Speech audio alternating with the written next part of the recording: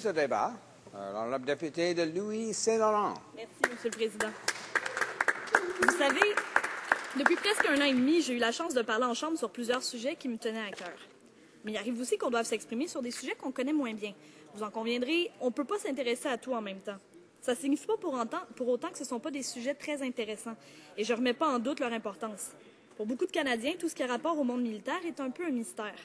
Le public sait pertinemment que le Canada dispose d'une armée et que beaucoup en sont très fiers, mais les rouages internes de celle-ci demeurent un peu obscurs pour le commun des mortels. Il y a 1 an et demi, c'était effectivement mon cas. Mais depuis le début de mon mandat, j'ai eu la chance de rencontrer beaucoup de militaires et j'ai pu être sensibilisée aux enjeux qui les interpellent. J'ai pu poser également beaucoup de questions aux vétérans de mon comté et qui se sont fait un plaisir de me répondre avec gentillesse et patience. Le projet de loi C-15, c'est justement un projet de loi qui tourne autour de la question militaire et il est vraiment intéressant. J'aimerais vous le résumer pour qu'on puisse se situer. C-15, c'est la loi modifiant la loi sur la défense nationale, la LDN, et d'autres lois en conséquence. Fidèle à lui-même, le gouvernement conservateur lui a donné un titre abrégé à consonance très optimiste. Loi visant à renforcer la justice militaire pour la défense du Canada. C'est une nouvelle mode, vous savez, les titres positifs comme ça. Les conservateurs seraient très capables de déposer un projet de loi qui prévoirait la réduction des droits des Autochtones qu'ils surnommeraient « Loi sur la favorisation de l'autonomie légale et économique des Premières Nations ». Il y a surmeurtre de paroles enjouées. Mais C-15 adresse des problèmes très clairs et, en quelque sorte, apporte des solutions tout aussi claires. C-15 trouve son origine en 1998, lorsque les libéraux étaient au pouvoir. Durant les années 90, il a été constaté que la loi sur la défense nationale devait absolument être modernisée et atteindre un meilleur équilibre. En fait, celle-ci a été modifiée en profondeur en 1998, suite à 3 rapports distincts qui remettaient en question une bonne part de l'efficacité de celle-ci. Les libéraux ont proposé le projet de loi C-25, dont l'article 96 prévoyait que tous les 5 ans, après la sanction du projet de loi, il y aurait un examen indépendant des modifications apportées à la loi sur la défense nationale pour voir si elles étaient efficaces et s'il fallait réajuster le tir aux besoins. Ça nous a mené en 2003 au rapport Lamer qui contenait 88 recommandations. Tout le monde s'entendait pour dire que le rapport Lamer était un outil efficace et indiquait clairement la marche à suivre pour l'amélioration et la modernisation de notre loi sur la défense nationale. Les conservateurs, lorsqu'ils ont pris le relais du gouvernement en 2006, ont hérité du projet Lamer et de ses recommandations. Le gouvernement conservateur était conscient qu'il fallait continuer cette réforme de la loi sur la défense nationale. Sous leur gouverne, il y aura toute une suite de rebondissements un peu décevants. Dans les 2 premiers gouvernements conservateurs minoritaires et plutôt instables, les 2 tentatives de légiférer de concert avec les recommandations du rapport Lamer sont mortes au feuilleton. Puis en 2008 est survenu un petit coup de théâtre. Le 24 avril, la Cour d'appel de la Cour martiale du Canada, dans l'affaire Reine contre Trépanier, a déclaré inconstitutionnelles les dispositions de la loi sur la défense nationale qui autorisaient le directeur des poursuites militaires à choisir le type de cour martiale chargé de juger un accusé. Grosso modo, il a été décidé que dorénavant, un accusé était en droit, dans certains cas, de choisir le type de cour martiale à convoquer. Les conservateurs ont dû réagir à cet événement le plus rapidement possible. Leur tentative de législation échouait dans les tiraillements des gouvernements minoritaires, et là, on avait un arrêt de cour auquel il fallait réagir. Leur réponse fut le projet de loi C-60.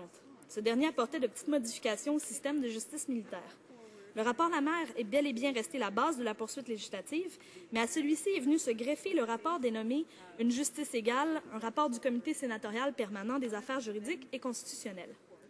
Ce rapport, demandé par le ministre de la Défense nationale lorsqu'il a été déposé, a été accepté en principe par le gouvernement. Rendu à ce point-ci, nous avons une accumulation d'études et d'informations qui orientent tout le processus législatif de modification de la loi sur la défense nationale. Mais le ton était déjà établi. Ce ne sera jamais appliqué en bloc, mais bien en miettes. Ce n'est pas en soi une mauvaise chose. On ne peut pas tout changer d'un seul coup, à moins que le gouvernement décide de nous envoyer un projet de loi omnibus concernant la loi sur la défense nationale, mais je crois que les effectifs du bureau du premier ministre, après les 2 bottins téléphoniques qu'on nous a envoyés au cours des derniers mois, se sont tout simplement épuisés à la tâche. Voyez-vous, les premières victimes des voyages d'Ala Jardin, c'est le staff législatif et politique du bureau du premier ministre. C'est en 2010 qu'un progrès appréciable a eu lieu. Le projet de loi C-41, qui est l'ancêtre direct de C-15, a été déposé en Chambre le 16 juin 2010. Il a parcouru toutes les étapes législatives, a été débattu, discuté, et plusieurs amendements proposés par le NPD avaient été inclus dans celui-ci. Malheureusement, C-41 est mort au feuilleton lorsque le Parlement a été dissous lors des dernières élections fédérales. Et peu de temps après, nous sommes arrivés dans un nouveau Parlement, plus précisément en juin 2011, il s'est produit un autre virement. La Cour d'appel de la Cour martiale, dans la Reine contre Leblanc, a déclaré inconstitutionnelles les dispositions concernant la nomination des juges et la durée de leur mandat. Les conservateurs ont voulu régler le problème le plus vite possible et ce fut le projet de loi C-16 qui a été déposé et sanctionné à l'automne 2011. Simultanément, au tout début de la 41e législature, le ministre de la Défense nationale a chargé l'honorable Patrick Lesage, juge en chef à la retraite de la Cour supérieure de l'Ontario, d'accomplir le deuxième examen indépendant du projet de loi C-25 de 1998. Ce rapport a été déposé récemment le 8 juin 2012, et c'est là que nous en sommes. Rendu ici, nous avons un processus de débat parlementaire à ce sujet qui a 13 ans. Nous avons le rapport Lamère et nous avons le rapport du Comité sénatorial permanent des affaires juridiques et constitutionnelles dont le gouvernement conservateur a accepté toutes les recommandations. Aujourd'hui, nous faisons face à C-15. Quel est donc le problème? En soi, comme je l'ai déjà dit, C-15 est un projet de loi relativement bien fait qui répond à des problèmes urgents et précis. Sauf qu'il y a eu une passe-passe. Toutes les recommandations que le NPD avait réussi à faire accepter pour C-41 ont disparu comme par magie. Et les amendements que nous avions proposés lors de la dernière législature, on blaguait pas, on y tenait vraiment.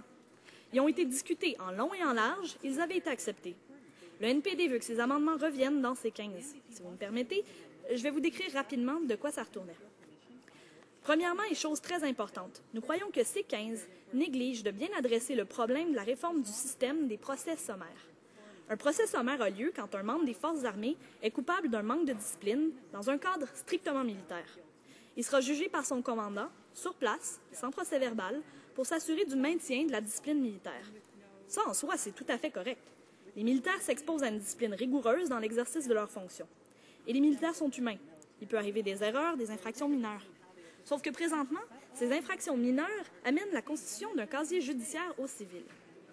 Le NPD ne croit pas que ce genre d'insubordination de nature purement militaire devrait entraîner un casier judiciaire. Je suis un peu choquée que les militaires qui vont bravement eux-mêmes se mettre en péril pour ma propre sécurité et qui sont soumis à des pressions inhabituelles doivent, en revenant au civil, charrier un casier judiciaire qui peut les empêcher de voyager ou de prendre un prêt à la banque pour une simple question d'insubordination.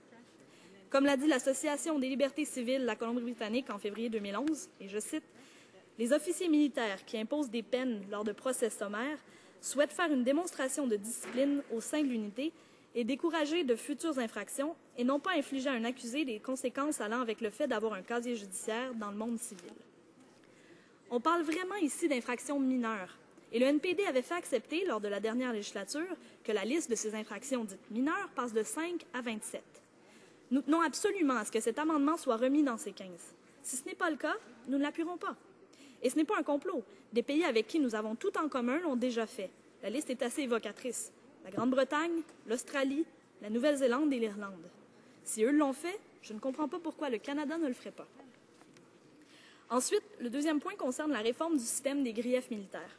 En ce moment, le comité des griefs ne permet pas d'examen externe. Sauf que, justement, le comité des griefs devrait être un corps civil externe et indépendant. Mais présentement, ce ne sont que des employés retraités des forces armées qui s'en occupent. Je ne dis pas qu'ils font un mauvais travail, mais ça ne fonctionne pas. Il faut faire un changement. Faudra-t-il attendre un autre arrêt de la Cour d'appel, la Cour martiale, pour que les choses se fassent correctement?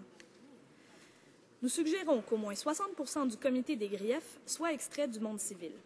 Ça aussi, ce point avait été accepté comme amendement lors de la dernière législature, mais a été évacué de C-15. Dans ce cas-ci, nous avons raison et nous tenons à ce que cet amendement soit inclus. Encore une fois, c'est pour ça que nous allons voter contre. Le troisième amendement qui ne se retrouve pas dans C-15 concerne la commission d'examen des plaintes concernant la police militaire. C'est un point mineur, mais le NPD croit que l'on devrait faire beaucoup plus pour renforcer cette commission. On veut que ses pouvoirs soient augmentés par une disposition législative et qu'elle puisse enquêter légitimement et faire rapport au Parlement. C'est pour le bien des militaires. Ça aussi, nous y tenons. Monsieur le Président, au fond, c'est très valorisant de faire partie de ce long processus qui a commencé à la fin des années 90 sous le gouvernement Chrétien. Je suis tout à fait consciente qu'on ne peut pas modifier des lois aussi importantes que la loi sur la défense nationale en seulement 3 ou 4 pièces législatives. C'est une recherche qui, inévitablement, va prendre plusieurs années. Elle est très bien entamée. C'est un dossier que le gouvernement conservateur traite de manière plutôt correcte, ce qui est rare, mais encore et toujours, on a besoin de la vigilance du NPD pour venir peaufiner les détails. Parce que les conservateurs veulent agir trop vite et il y a des ficelles qui dépassent de leur couture. Si les amendements valables et importants que nous avions fait accepter lors de la dernière législature ne sont pas réincorporés, malheureusement, ce sera un non de la part du NPD. Merci, Monsieur le Président.